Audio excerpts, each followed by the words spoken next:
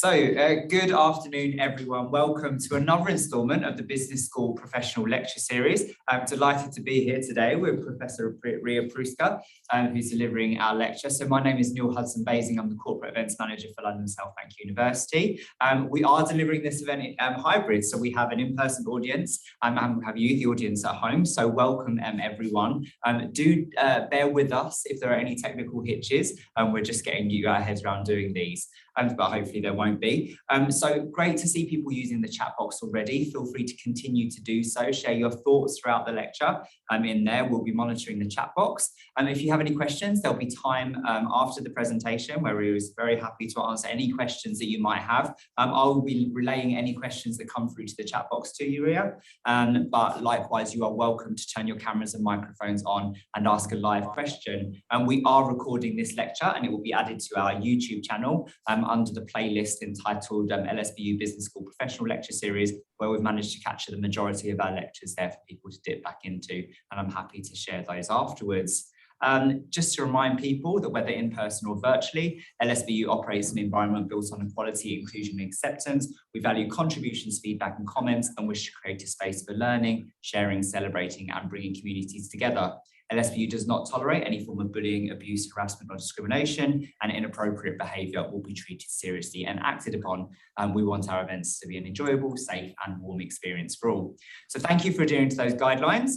Enjoy the presentation. Rea, over to you. Thank you so much, Neil. And thank you everyone for being here to attend this presentation and to the online audience as well. For anyone that does not know me, I'm Rea Prouska. I'm a professor of human resource management here at LSBU Business School with an expertise on employee voice, working conditions and quality of working life.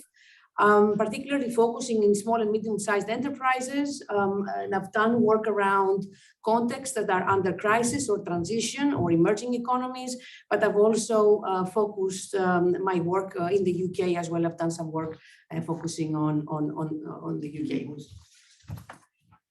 So it's a pleasure to be here to talk to you about giving employees a voice in small and medium enterprises. I'm going to focus, among other things, to talk about the benefits for individuals and organizations. So the first thing that I want to do is talk about the meaning of employee voice. And when we think about employee voice, and if you have been reading a lot of the academic articles, you will see that many times they use other terminology to talk about voice, such as participation, engagement, involvement, empowerment. Sometimes they use these terminologies synonymously to voice, but they're not always exactly the same thing. And the reason why we have this kind of variation in the terminology as to how the words we use to describe employee voice is because voice has been studied from a variety of theoretical perspectives, such as human resource management, organizational behavior, psychology, law, economics, industrial relations. And because of these different theoretical perspectives, in the way that they have studied voice, they attribute or focus on a different side of the purpose of voice. And that's why we have this variation. So I'll give you some examples here as to the multiple meanings of employee voice. And you will see that depending on where the focus of the purpose of voice is, then our conceptualization of what voice is and the mechanisms through which voice is expressed would differ. So if, for example, we think that voice is about rectifying dissatisfaction or resolving complaints in the workplace, then we will see that the kind of mechanisms we would be using to enable employees to articulate their complaints and their dissatisfaction would be through the kind of formal grievance procedures or formal complaints to line managers, versus if we think that voice, the main purpose of voice and the focus of voice is to improve the organization by enabling employees to participate in decisions regarding, everyday life in the organization, about quality and the productivity in the organization, then there would be a host of other mechanisms implemented to enable that. For example, upward problem-solving groups. So these are groups in the organization that initiate kind of ideas and suggestions to resolve issues, or quality circles that deal with, coming up with ideas to improve the quality of products and services, or suggestion schemes, or attitude service, or kind of self-managed teams. And then, of course, you have different side of conceptualization as to what the purpose of voice is, moving towards the more collective channels. So if we think that voice is about providing a counterbalance to the management kind of the power of management in organizations, then it might be about expression of collective organization and the expression of collective concerns, collective dissatisfaction, collective representation of issues through unions, through collective bargaining and industrial action. Or finally, if we think that voice has the purpose of achieving long-term viability for both the organization and the employees, then the focus is on mutuality and cooperative relations, and therefore you would find different types of mechanisms implemented in the workplace, such as joint consultative committees, work councils, and so on. This doesn't mean that voice is only one of these things. I think the idea here is that we are starting to realize that voice is all of these things. And it really depends on the particular organization, its particular setting, the circumstances, to really think about what's the kind of importance that we are placing on voice, what's the purpose of having voice mechanisms in the workplace, what is it that you're trying to achieve. So in most of my research, I've focused on two of these perspectives. I have not focused so much on collective avenues of voice. I have mostly focused on individual avenues of voice in organizations. So I've done a lot of work studying human resource management and OB perspectives in terms of what voice really means. And you'll see here the divide in between the two perspectives. You have the HRM perspective that stipulates that voice is about expressing dissatisfaction and complaint over workplace issues. You have employees that are, there's something bothering them, there is an issue, there is a complaint, and they need to resolve it. So they can resolve it potentially through individual channels of expressing this issue, or potentially through collective channels. But the focus is the dissatisfaction or complaint. And if you look at the other theoretical perspective, which is the organizational behavior perspective to voice, voice is seen as discretionary pro-social behavior. So that means it is up to the employees to extend their discretion at communicating their ideas, giving the suggestions, giving their opinions about work issues. And the sole aim here is to benefit the organization. So it's not so much to resolve an issue that the individual is experiencing of dissatisfaction, in the case of the HRM perspective, it's mostly about benefiting the organization. So you can see the divide. What has happened in the last couple of years, there is a call to break the silos in these two perspectives, because one perspective does not mean that the other one is not true. I think we need to incorporate both perspectives in the way that we conceptualize employee voice in organizations. So the call has been to move towards an integrative definition of employee voice, which, as you can see here, incorporates both the fact that voice is about having a say to influence the organization, but also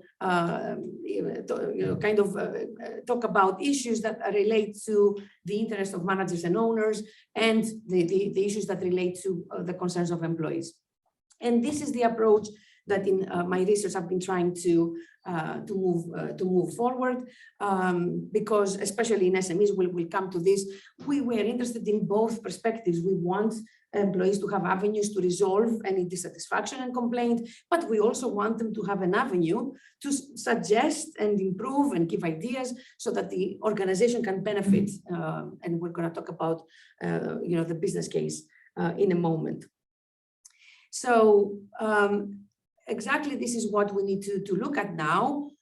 What is so important about employee voice? What would a business have to benefit from by implementing a variety of these mechanisms that we talk about depending on the circumstances? And the main argument, and we know this from research, we know this from practitioner research, is that when you give people an avenue for expressing either dissatisfaction, complaint, and or ideas, and an opportunity to be part of decisions in the organization, then there is a link with their increased motivation, they're feeling happier, they're feeling more satisfied, they're feeling more committed, they're feeling more engaged, and ultimately that affects their performance. And if everybody's happy and everybody's performing well, the overall organizational performance improves as well. So profits go up, productivity in the organization goes up, innovation in the organization goes up, and efficiency in the organization goes up as well. So this is the starting point that we need to, yes. There's just a bit of an issue with the sound. Yes. 2 seconds.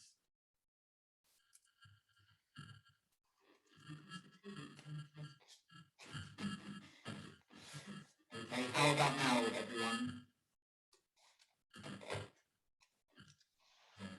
No, it's still pretty bad. Okay. Give us 2 seconds to just fix it. That's it. Is it working now? That's perfect. Okay, I think it randomly fixed itself. Yeah.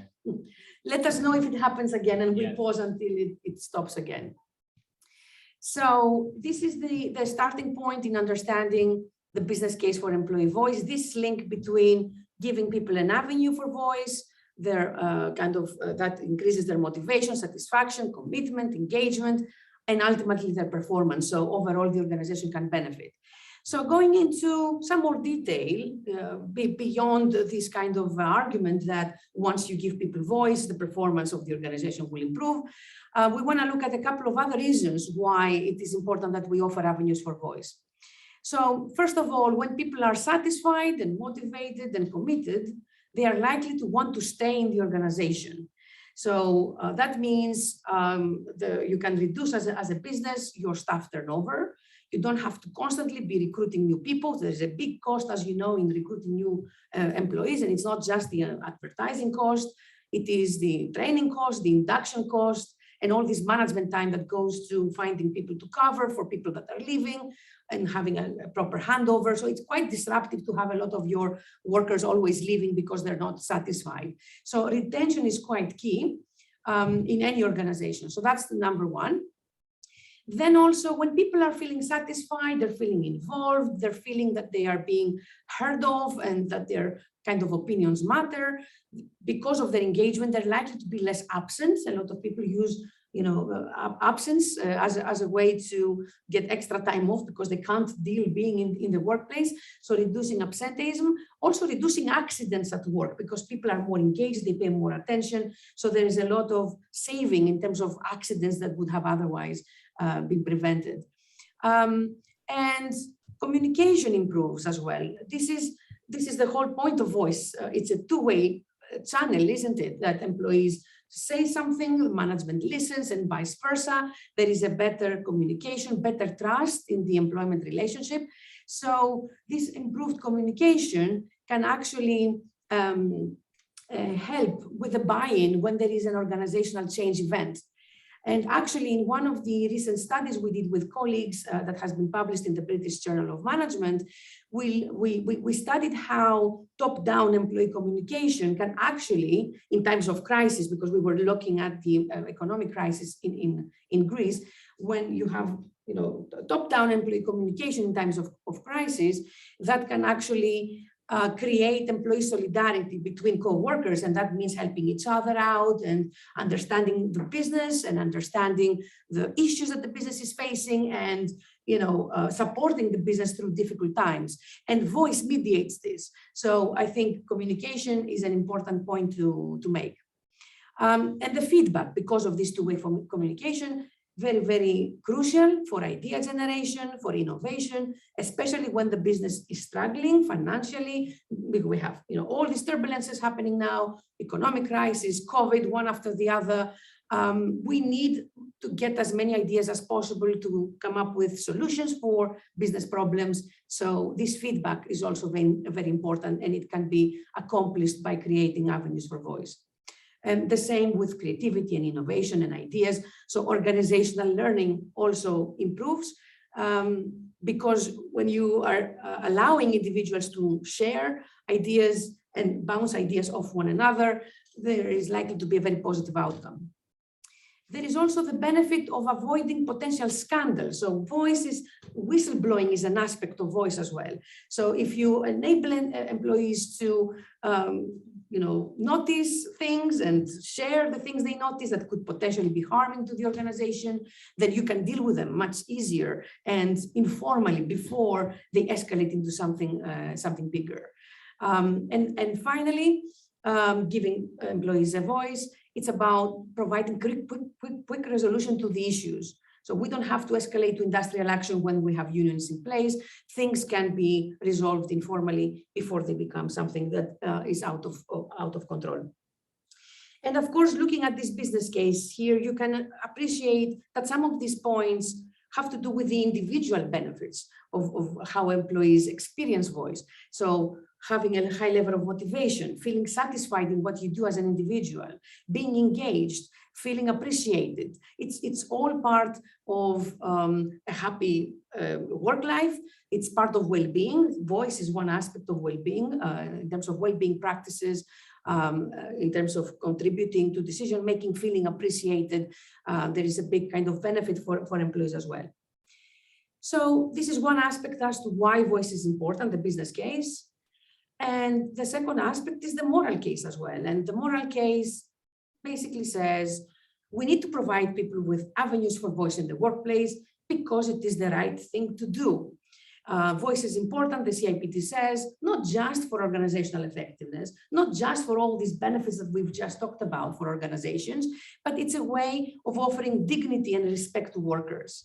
So giving employees voice, this creates them, enables them to, have the ability to shape their working lives. They can be happier, and their well-being can increase. Okay, so two aspects of the case for offering voice channels in organizations. So we have established now, why voice is important. And on this slide, I'm just giving you an overview of the potential voice channels. And in this slide, you see a mixture of formal voice channels, informal voice channels, individual voice channels, and collective voice channels. And it does not mean that every organization will be implementing all of these. It really depends on the particular organization. As in the case of smaller companies, they mostly utilize, informal channels of communication, individual. They don't have unions most of the times. But they can range from, the HR grievance policies to informal ways of the open door policy. You can knock on the door of your supervisor. You can just talk to them about something that concerns you. You can share an idea versus, the more kind of idea generation channels such as team briefings, quality circles, suggestion schemes, and then the more collective ways.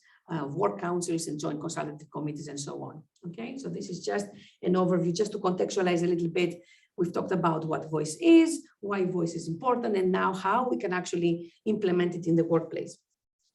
Now we need to get to the point of talking about smaller companies, and I think this is the right point to do this. Now that we have this background as to the voice and its importance and its mechanisms. And the first thing that we need to say is that there is some research, increasingly more research into employee voice in smaller workplace, but generally speaking, or comparative to research that looks at larger organizations or multinational organizations, or really goes into the industrial relations, kind of looking at unions, it's relatively limited. So we don't know as much as we would like to know. And what makes it interesting about studying voice in SMEs is that these enterprises usually lack these formal employee representation structures. There are no unions in place, and management practices are not very, formal as well. Depending on the size of the organization, if we think about an SME, it could be anything from 10 employees up to 50 for small companies, 50 to 250 for medium-sized companies. So it really depends on the size of the organization and on the leadership of the organization as well. So what you usually find in smaller companies is that we might not even have an HR function in place, or maybe the HR function that is there is not fully developed. There are budgetary issues. Smaller companies cannot afford the full-time HR expert. I've done research on small companies actually when I was doing my PhD, and many companies outsource. They don't have a full-time professional. They get a consultancy to offer services when they need them. So if they need somebody hired, they go to the consultancy. If they have a training need, they go to the consultancy and so on, or for payroll as well. That's one of the functions that is usually outsourced. So not necessarily seen as something key that needs to be in all organizations.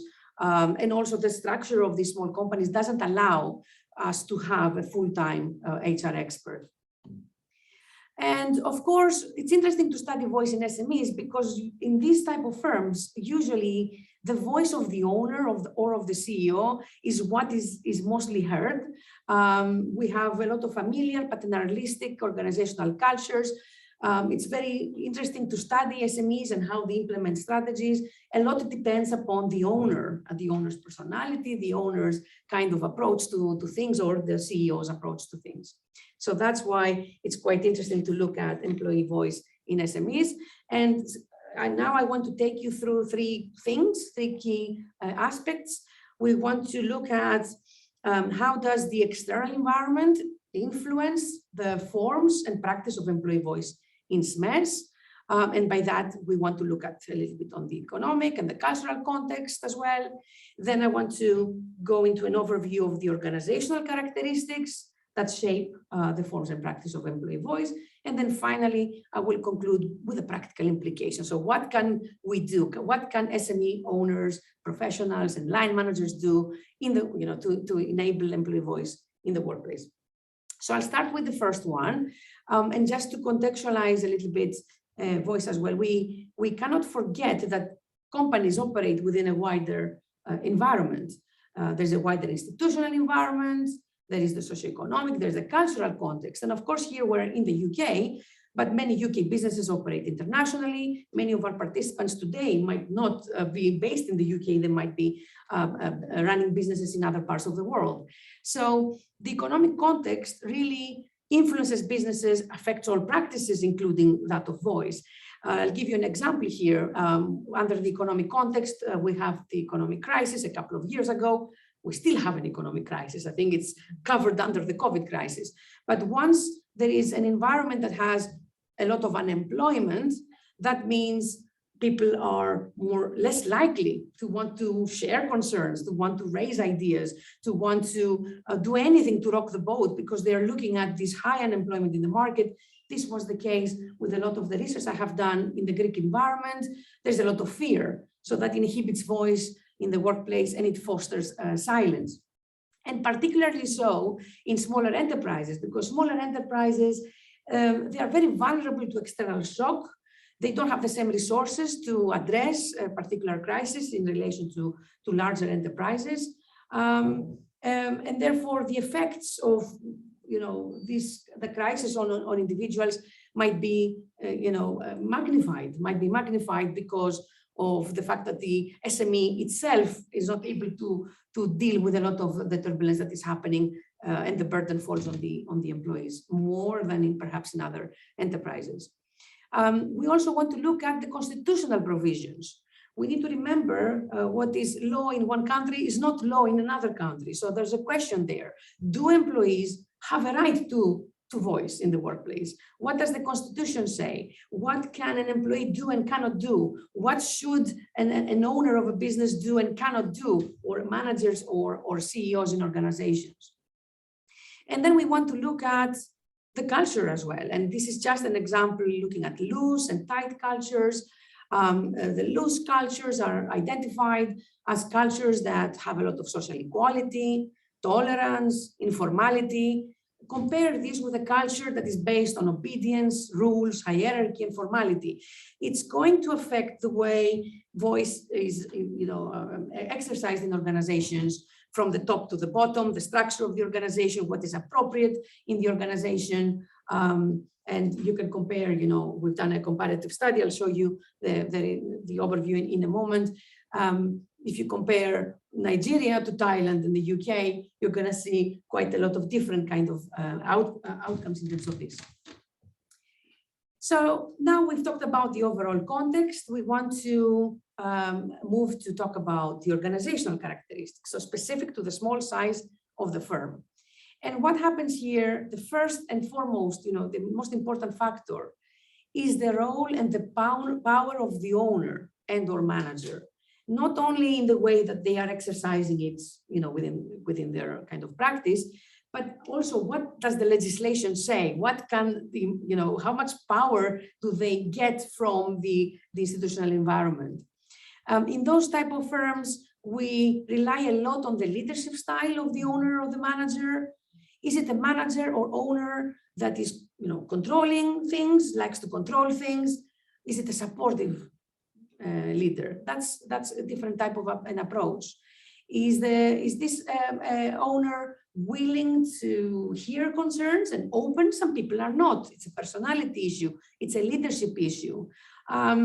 And when they hear a complaint, a concern, or maybe an idea, do they have the ability to act? A lot of people are very good at listening, but they don't know how to follow up or what to do after they receive some information. So there is a lot of, I think we need to think about, a lot to think about in terms of the leadership style, the personality of the owner. That's quite pivotal. And then we come to the structure. Smaller businesses have a flat structure. They're not very hierarchical. I think once the size increases, that's when you tend to see the more complicated structures in organizations. And that could be a good thing. You could think, oh, it's a small company, one office, 10 people. I'm sure people have a lot of voice. It really depends. It really depends on the manager, on the owner, on the climate, on the culture of that business, if people can actually express opinions, concerns, or ideas. So the culture is very important. And the presence or absence of the HR function. We know in very small firms, as I said previously, you're unlikely to have an HR function in place, although HR activities will need to take place because they are taking place in all the basic activities are taking place regardless of whether or not you have a specialist in place. They are devolved to line management, to line managers. So line managers are the ones hiring, they're the ones firing. Yeah, they are involved in appraisals, they are involved in various other aspects. So, but that's another thing we need to consider, whether a small business has a specialist in HR. What role does HR have in the organization? Is it just there to do the administration? Is it just there to sort out the payroll? Or does it have something more to offer? So, and depending on the HRM practices, is there a voice system in place? Do we have voice channels? Out of these mechanisms I previously showed you, do we have formal, informal? What's the purpose of having voice in that particular workplace? Is it just to share information from the top to the bottom? Is it about consulting, negotiating with the workforce before you make a decision? Is it about co-determination of the strategy with the workforce? It really depends on the purpose. And then, of course, the culture is in alignment with this. Is it an open culture? Is the culture open? Can you really, go to your line manager's door, knock on it, and then share your concerns and share your ideas? Is that an open culture? And do they listen and do they implement your suggestions? Okay.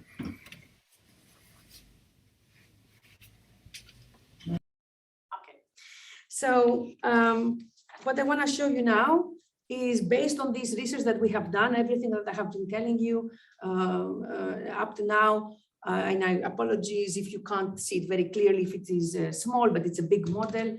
We have published this with colleagues from LSBU and external collaborators in the International Journal of Human Resource Management, and we put everything into perspective, everything I have been talking about in terms of how we have the external environment influencing voice in the workplace by linking with the governance structure of small firms, and that includes the role and the power of the leader and the leadership style, the structure, and how complex the organization is as well, and whether it has HR presence, whether there is a voice system in place.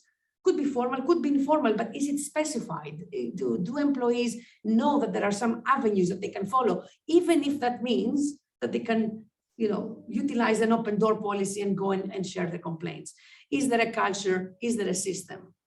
And you'll see at the top right-hand corner, we talk about the employer there, we talk about the culture, the leadership, and the management style again.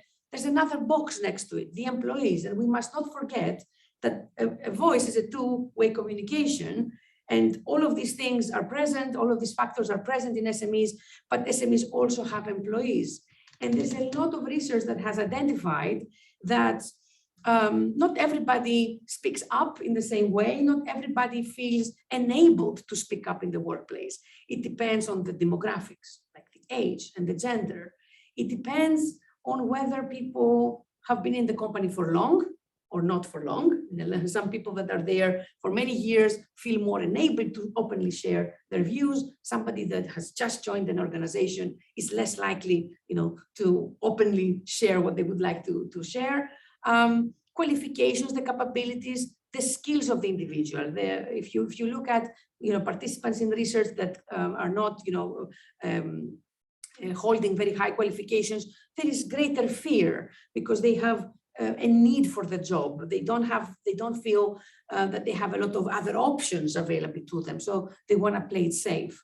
And of course, the nature of the employment contract. Is somebody on a full-time contract, you're more likely to be able to feel that you're part of the organization and want to speak up. Some other people are on a temporary contract. If you're on a temporary contract and you are relying on the manager to like you, to extend your contract, you are less likely to make a fuss about something that you're feeling unhappy about. So therefore, there is an issue there that we need to consider the agency of individuals to also express views in the workplace. So when you're thinking about small and medium-sized enterprises, and we are thinking about avenues for voice, we need to think about that we need to create avenues that are appropriate to the type of workforce we have. Who do we have in the organization? How can we enable them to share their ideas, complaints, resolve dissatisfaction? And you might not have an HR department in place, but nevertheless, you can still have informal voice channels. There can still be some informality in what you offer to employees. So we've talked about, I said I'm going to talk about three things: the external environment, we've talked about it, the organizational characteristics of SMEs, we've talked about it, and the third thing we wanted to talk about is what can owners, line managers, HR professionals in SMEs actually do to improve voice. And I think it all links up to the discussion we've been having. It's about developing a voice culture. It is about developing participative management practices. So if voice is highly influenced by the leadership style and the personality of the owner, some reflection needs to take place. If you are a business owner, what am I doing? How will I approach this? What type of culture would I want my organization to have in terms of voice? What avenues can I create for the employees that I have? How can I involve employees in decisions? Yeah, so that needs to start with that, and then filter through the kind of systems.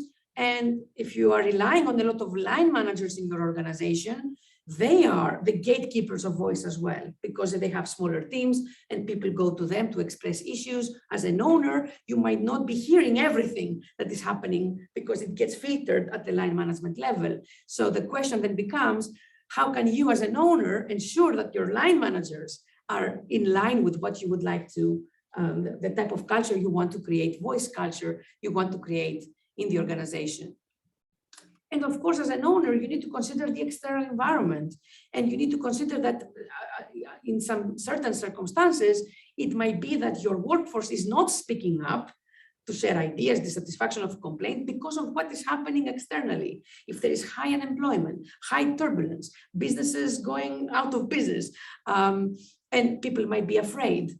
So what can you do to alleviate these feelings, that your workforce is having, to invite more voice and actively invite more voice, open up a dialogue, two-way communication channel so that you can find out what it is they're thinking, share where the business is standing, and work together as a team to progress and moving forward.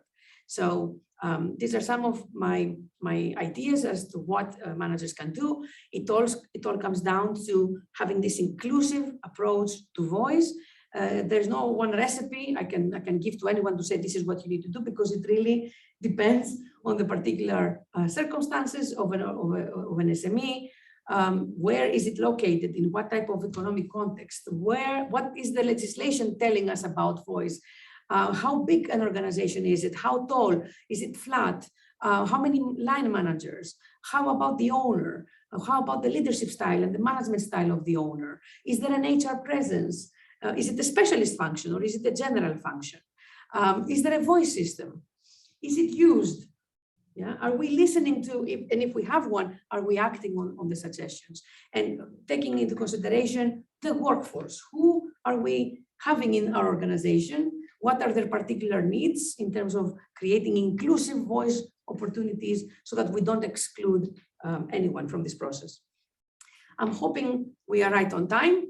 So I wanted to conclude here. Thank you for attending and invite any questions and your thoughts.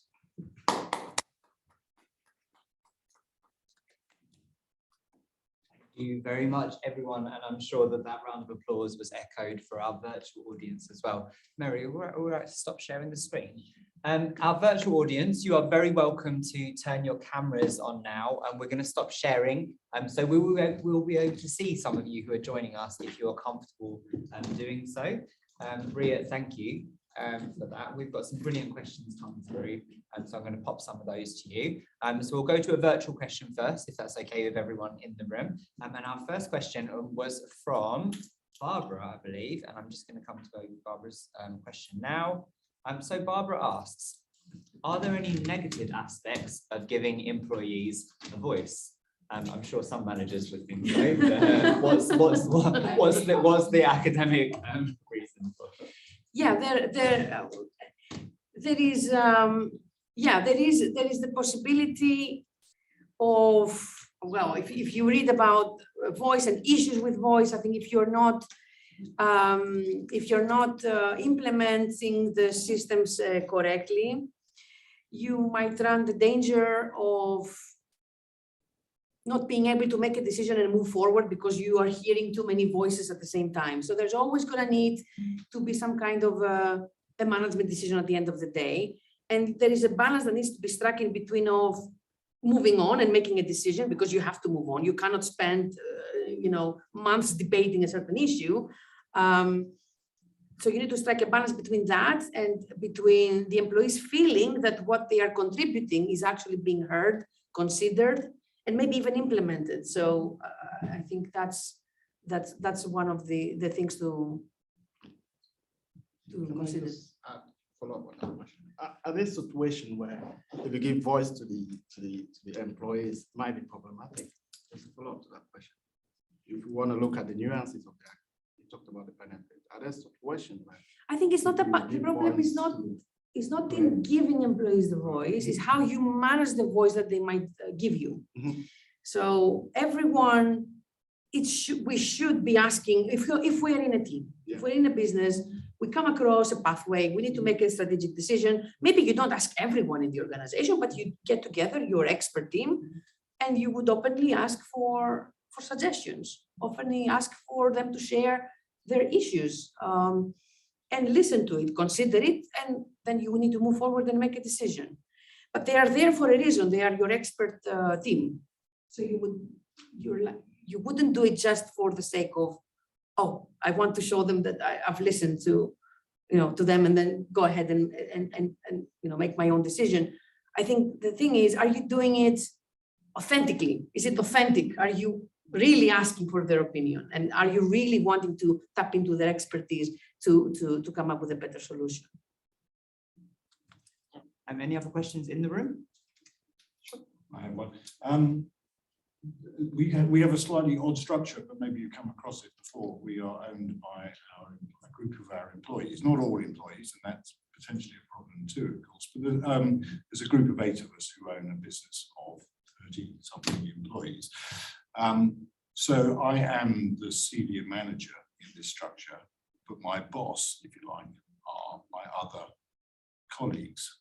So it's they're kind of responsible to me, but I'm responsible to them. Is that a structure you come across yourself? And well, there are many, yeah, there are many different types of structure, and businesses, I think, nowadays are doing things in a particular non-traditional way of hierarchies, and there's one boss. You have multiple bosses. So I think that managing in that structure, no, I wouldn't say problematic, but I think you need to be careful. Who do you report to? Who is above someone else? Who is responsible for decisions? And it's about working as a team. But at the end of the day, that level of authority, who has that level of authority to make the final decision? I suppose what I'm talking about is the separation of ownership and management, and how we square that circle. See what I mean? Yeah. So yeah, there's a separation between owners. Yeah, but a lot of businesses have a separate owner, separate managers. They are line managers. But it's like in that particular situation, who has control over decisions? Is it the owner, or is it the manager, or is it a combination of their collaboration? Is it a collaborative relationship? Okay. So I would take it from there, because it depends on the arrangement of the business, wouldn't it? It would be depending on the arrangement of the business. Some owners are not involved in businesses, and it's a manager that makes the decisions, and they are responsible for reporting for any issues and implementing any decisions. So if you are to be working together, then you would need to work together to see, in the case of voice, for example, and practices, how can we, engage more employees in when we are making decisions? How can we engage the teams that we have, or the people that we have in the business? Thank you. We're just going to go to our virtual audience for one. That's okay. So Usha, you've asked a question about listening skills. Would you like to ask that live? Or I'm happy to relay it for you. Please read it out, Neil, if that's okay. Of course. So Usha asks, I'm just wondering how important are listening skills. My experience has been that this skill is highly underrated. It makes a huge difference to have great listening skills in all the areas you've stated. Absolutely. I mean, it comes down to authentic listening, authentically wanting to engage people in decisions, and authentically wanting to listen to their concerns. And if you want to be authentic, you need to know how to listen, evaluate what people are telling you, and then decide on what the best course of action is to resolve the dissatisfaction, or maybe even implement the suggestion that they are kind of providing you. So that's also an important point when it comes to the leadership style of owners or managers or line managers. We talk about personality a lot. Okay, personality is one aspect, but we're managing a business, so we need to separate a little bit, the management style from the personal style of how we are in our everyday life. So, and most of these smaller companies usually they rely on this owner being able to listen and actively wanting. So they don't have a big ego. If you have a big ego, you are not likely to want to listen to what anybody wants to say. Maybe somebody will push you, and you would pretend that you want to listen, but in essence, you're not listening. Yeah. So it's about defensiveness, isn't it? Yes. Because trying not to take it personally and actually hearing. yes, absolutely. Thank you. Over to your question. Yeah. My question might come across a bit general. I'm trying to look at the bigger picture of the project that you presented. I think there might be some PhD students and young researchers listening to the presentation. I'm not really an expert in that area, but you talked about being the expert in human resources and the OP literature. What do we not know in that area that you think young researchers like us, we know, can actually improve the literature? Okay, so specifically when it comes to employee voice in smaller workplaces, you don't get to find a lot of research that goes in depth in identifying all the factors that influence employee voice, going from the macro level context into the organizational context, into how HRM really operates in this type of enterprises, because it's not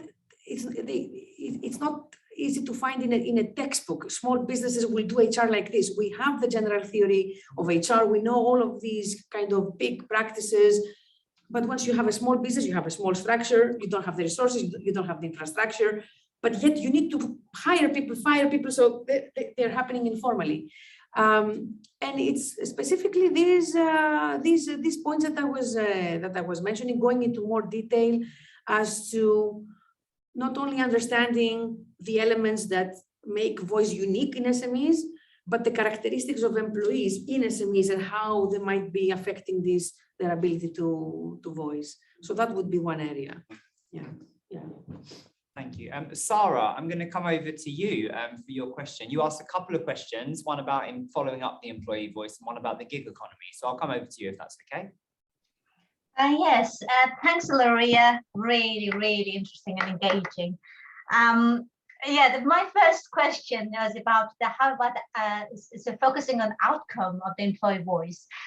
It is great, obviously, we, thanks to you, understood how important it is to listen to employee voice and etc.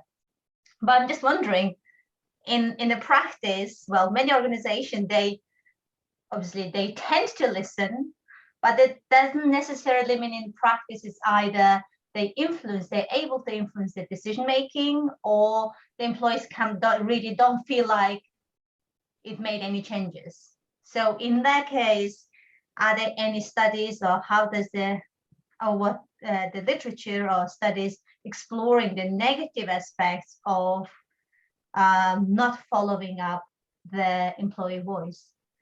Yeah, there are many studies on this. We know it. We know that if you implement a voice system and it's not genuine, and employees contribute their ideas, say a suggestion scheme. Your suggestion schemes are a good idea. You have the box there, people put their suggestions.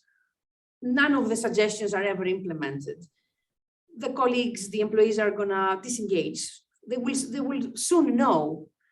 They will soon know that it doesn't matter if, even if they ask us, it's all a theater, it's not genuine. They disengage, they lack motivation, and eventually that's the reason why people leave organizations as well. If you don't feel that genuinely management is appreciating you, wants to know about what concerns you, and wants to hear about what you have to say to improve the workplace and the processes and whatever within the sphere of your control in a workplace, that's partly what makes you feeling satisfied and engaged in the workplace. You are likely to want to find a different organization so that you can feel that you are developing yourself. Feeling that you can participate in decisions is part of your own personal development.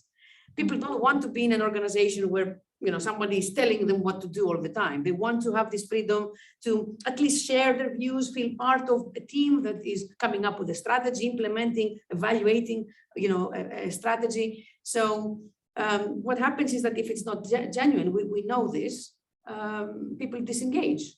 So it's very crucial that you don't just have a system to show that you have a system, because people will soon be able to see through that, and it will have a counter effect. Thank you very much. Is it okay to put my second question, or do you want me to wait? Go for it. I know Rea addressed it a little bit, but yeah, absolutely. My second question is about the voice of gig economy, the employees of gig economy, or the people, those who are self-employed.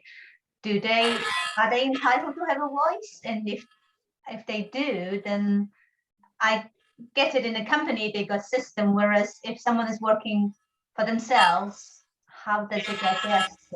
Thank you very much. When you're talking about inclusive voices, you need to remember that inclusive means exactly that. Voice is funny again. Let's wait a moment until it's fixed if I'm here. Is it working now? No? Now? No? Give it a moment. No? No. Okay. Sorry everyone, thanks for bearing with us. Maybe now, no? No. Bear with us. No.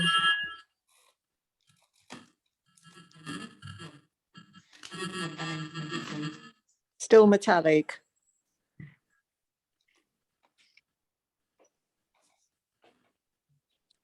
I think it's gone. No, it's still there. How about now? Getting better. Seems to be like kind of someone standing over here. Yeah, still a bit. Rough. Is it Yeah, remote? it's fine now. It's fine now. I think it's maybe to do with the network. When the network drops, it goes like, I don't know. But it's fine now. I will quickly give my answer then before we lose the sound again. So, The voice. The voice. Yeah. So this presentation was focused on small and medium-sized enterprises. A second direction that I've taken my research to is actually gig economy, freelance, freelance, all the self-employed individuals, platform work with PhD students that I have and other collaborators. So yes, when you're talking about the gig economy, what happens is it's a bit more blurry because you have a platform, you have an employee, and then you might have a client, depending if it is, let's talk about, platform work and all of that. So who is the employer is one of the things. Who is responsible for this employee is another question. Who is responsible for opening up avenues for voice? That's a very interesting kind of topic these days, to look at this relationship in between, the platform, the employee, the worker, if you like, because they are not employees. In the legal term, although things are changing, for Uber, it has happened. They got recognition that they are not supposed to be, if you're fully working for someone, how can you be self-employed? That was one of the arguments. So everyone should have a voice. It's to the interest of Deliveroo, let's say, of the platform that is managing these workers, to enable a system for these workers to raise concerns, complaints, because the success of the platform is through the workers in delivering the projects. If you think about the any kind of platform. So yeah, but it's the moral case and the business case. Is it part of the legislation? Not so much. That's the reason with this type of workers. Is it the right thing to do? Yes, absolutely. It could be the right thing to do. If you are employing individuals on a full-time basis, it doesn't matter if it is you're calling them self-employed, temporary or whatever. They are there to offer your services to your organization, your platform. Somebody needs to be not only voice, it's HR. HR matters as well. Who is training them? Who is doing some kind of performance evaluation? Who is giving them opportunities for voice? Can they be promoted? How can you retain this type of workers? And if you have the mentality that, if somebody doesn't like it, I can get the next worker in. Okay, but you are relying on the quality of the work of the workers. So there needs to be some kind of thinking in terms of that. So very good question. That's very interesting. Thank you. I can see it's going to open up the whole range of questions and exploring area, especially with the growing gig economy side. But really appreciate it. Thank you. Thanks, Sarah. Another question from Usha. How are voices impacted by certain characteristics such as race, disability, and gender? And then a follow-up from Graham. Following on from this question on the voice of those protected characteristics, do you have any experience of network groups in SMEs and how they are both encouraged and sometimes conflicting voices are managed? So for the first question, there is generic research that you can read about, doing analysis on demographics, and we know differences between men and women and how they voice concerns in the workplace. And we know experiences of BAM employees and how in comparison to other employees might be experiencing difficulties in being heard in the workplace. There is a lot more scope to go, this is what I was saying previously, to go into the characteristics of individuals in organizations, to understand more about the experience that people with disabilities, people with different ethnicities, different age. Age is another issue with a lot of people, joining the workplace at different stages of their life. How does age influence their agency? Do they feel able to speak up or explain their ideas? Are they confident to do that? Or is that restricting them? And what can you do as an employer to ensure that everybody is feeling at ease in terms of sharing their views in the workplace? And the second question was a bit more complicated. I can't remember. So thinking about the voice of those protected characteristics, do you have any experience of network groups in SMEs and how they both encourage and sometimes conflicting voices are managed? I haven't looked at network groups in SMEs specifically because most of my research was done in Greece, transitional economies, emerging economies. Those SMEs studied, they don't have very advanced HR functions. so they don't have networks. I mean, you talk about networks and you assume that they exist everywhere. I think we're very lucky to have networks here. In other places of the world, there are no networks. This is, you don't see that unless there is a certain size in the organization, unless there are some Western influences as to how we're meant to do HR. So I haven't really come across this, but that's a very interesting point as well for future research. Absolutely. Thank you. Thank you. I think we have time for one more question. Any questions in the room? Yes, Lucy. Yeah, I've worked in business for about sort of 35 years, and I would say that what I've seen in SMEs and big corporates is quite a big shift between what the employer says as a definition of voice and what the employee says as definition of voice. And I think the breadth from the employee perspective has grown, and there's a real sense of activism from a younger generation saying we have the rights to talk about a lot of things, but I'm not sure that the employers have actually caught up with that shift. And I don't know if that was reflected in some of the research that you've done. I think employees require more and more things out of an employer these days, generally speaking, and voice is one of them, perhaps only. It's all about feeling valued, feeling respected, feeling happy in the workplace, feeling that you have a status, that you're contributing, you want to develop your career, you want to learn new skills, you want to move up, you want to move away and go to other organizations. I haven't seen exactly this issue that you are mentioning because I've been studying mostly economies under crisis. So when there is big crisis, people don't expect a lot of things. But that's also very, very, very interesting to see this gap in between of the expectations of the workforce, not just with voice, but in terms of HR treatment or HR, kind of activities that would enable them to develop their careers versus what employers are willing or understanding the need to offer. Definitely, because you started with a definition, and that's always where it should be. And I think sometimes that conversation doesn't even happen in a business work sense. This is what we mean by voice. This is what we mean. Yeah, it comes back to the approach, the leader's approach, the owners, the managers, whoever is managing, the CEO of the organization. If you don't think that there is purpose for having voice, what is the purpose of voice? If you think, I'm okay, I think I need to be a bit advanced, I'm gonna say that I'm asking for opinions, but I know best because I'm the CEO. I get to do what I think at the end of the day. Fine.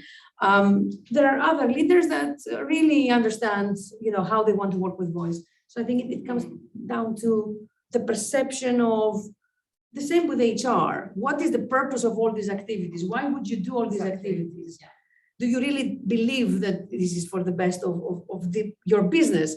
So I think that's my, from everything we have discussed, there are many business benefits, but the moral case. If people are genuinely happy, you will get the business results. Agreed. Yeah. So if you only try to get the business results by not really caring, you're not going to get the business results. People are going to see through that. Yeah. Rea, thank you so much. That's all the time we have questions for. There are lots and lots of great comments in the chat box. Very inspiring, engaging lecture, brilliant lecture, very useful. Eddie pops in there about kind of like how social media is used for the employee voice, and perhaps that's something. There are a couple of studies on this as well. I'm not looking into social media, but I've seen a couple of studies out there. Absolutely, and it's social media between for standard employees, how they use social media, but also network voice for people that are self-employed, like project workers. I've done some work on that and how they utilize their networks to raise their complaints and talk to each other about, don't go to this client, they're not good at, XYZ. Very interesting as well. Thank you. That's all. We have recorded this lecture for Graham. I know you just asked. And this lecture will be sent round to everyone who registered, regardless of whether they attended or not, because we're keen to open these conversations up to a wider audience beyond those that are just able to attend the event themselves. Please do share it with those people that you think might benefit from it. Aside from that, we hope to see you at the next one. I believe that our next business school professional lecture is on the 29th of June. All that's left to say is thank you to Rea. Thank you. Well done, Rea. Thanks, Neil. Thanks, Rea. Thank you. Thank you. Brilliant one. Thanks a lot, everyone. Thank you.